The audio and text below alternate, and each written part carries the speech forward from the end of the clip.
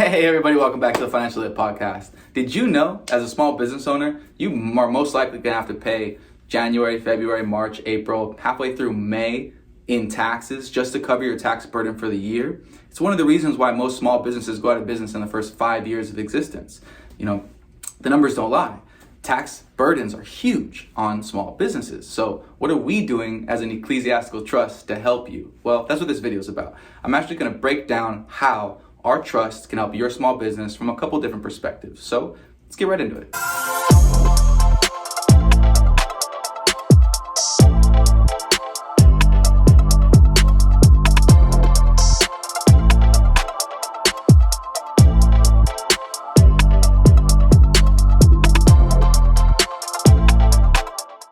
First and foremost, we can tax mitigate through a structure like the iCovesting account. That's an IVA for short. What that is that's actually a digital representation of your real money asset, whether that's gold or silver, and it's held in trust, in a sovereign ecclesiastical trust. It's actually squarely outside the commercial jurisdiction. This is beneficial for you because any wealth that you direct into an iCovesting account is actually qualified capital. Anything that you do inside of a vehicle like the sovereign ecclesiastical trust that I'm describing is squarely outside the purview of the commercial jurisdiction you're used to playing in. That means outside of the United States government purview and outside of the IRS purview. Per their rules, we're actually Section 26 of the IRS tax code under 508 subsection C1A. It's what gives us our mandatorily tax accepted status. We actually built a whole school. It's an online academy dedicated to teaching why this jurisdiction exists, how you can use it, how you can operate in it, and effectively how you can apply strategies to your small business to help you mitigate against tax. But I digress for now. The reason why I'm sharing this video with you is because I can show you personally in a workshop, one-on-one, it's a free consultation, how your small business model can personally benefit from learning and understanding how the iCovesting account works, and you can apply this framework to your systems. For example, let's say you buy or sell goods, or you conduct a service of some sort. Well, traditionally, you probably accept cash, Federal Reserve note cash for that. You might accept debit and credit cards as well, right? Some people even accept Bitcoin or different forms of cryptocurrency. What we're suggesting is if you have the ability to just accept one more form of payment and understand why that form of payment exists, an iCovesting account, digital representation of an ICO, 1 gold or silver ounce is 1 ICO. So if you can understand why you would want to accept ICO as a business, I can show you how that can mitigate a lot of taxes for you. Let's start with number 1. Gold and silver are real money. Gold and silver are not taxable as real money per Article 1, Section 10 of the Constitution. And there's actually certain states that protect that as well, Arizona, where I reside currently, being one of them. But it's larger than that. Our ecclesiastical trust isn't domiciled to any specific government or nation or state. It's actually a global entity. So when you direct your wealth accordingly, you're 1, using real money, and 2, you're putting it into a structure that, per the IRS's rules, Section 26, 508C1A, is qualified capital. So you're using real money, you're putting it in a qualified capital position, and you can then leverage that position to acquire things that either cash flow for your business or cash flow for your regular life, assets, things like that. You know, that's a whole nother step of why you would want to use the iCovesting account eventually. But just first and foremost at face value, if you were to accept ICOs as a form of payment, I have an IVA account, you have an IVA account. I want to do business with your small business, and I say, hey, do you happen to accept ICO as a form of payment? And you say, why, yes, I do. That's amazing, perfect.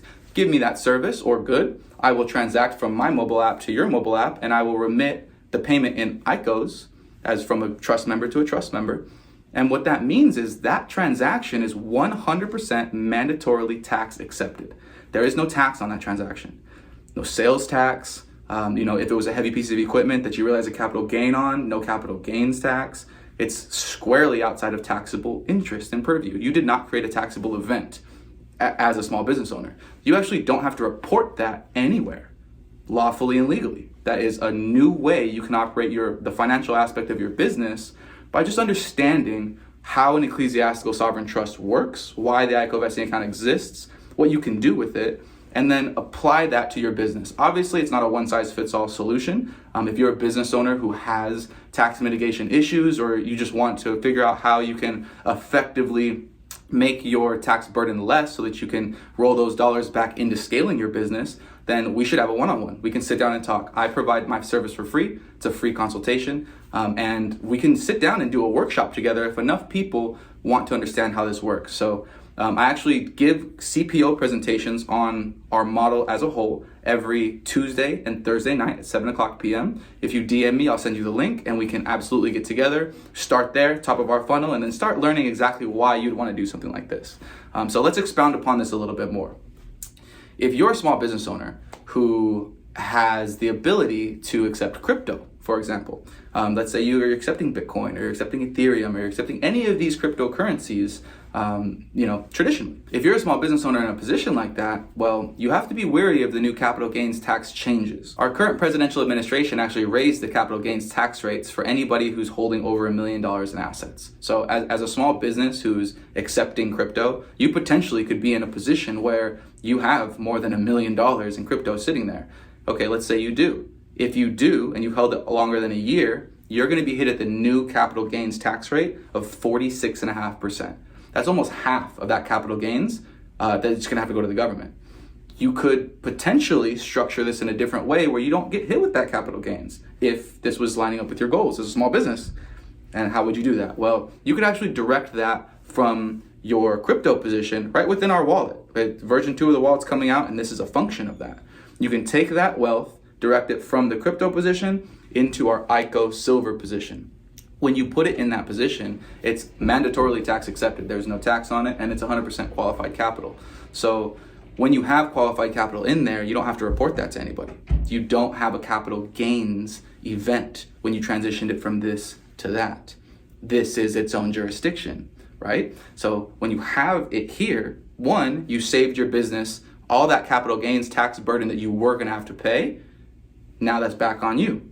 It's here in your IVA account. What do you do with it? That's why you need to learn what the power of an IVA is. We're actually using it to syndicate wealth with other people who are in the same scenario as you. Maybe they got in because they're a small business owner. Maybe they're just a regular person that wants to operate their finances this way and syndicate wealth with other people to acquire assets that cash flow. Either way, the whole reason of getting into an IVA account, tax mitigation, yeah, that's great. But for the second part is we're syndicating wealth together to acquire assets that cash flow. That's the true method that's going to set you free financially. That way you can stop trading time for dollars and you have multiple streams of income, or it's not actually income over here. I even said that wrong. You have multiple streams of royalty rewards that come back to your IVA account as a member of our trust. Income is a taxable event. It's commercially regulated, right? So is profit, so is revenue, all of these things. We don't use that language over here because it's different. It's a different jurisdiction. It's defined differently. And the language will set you free as soon as you understand how to use it.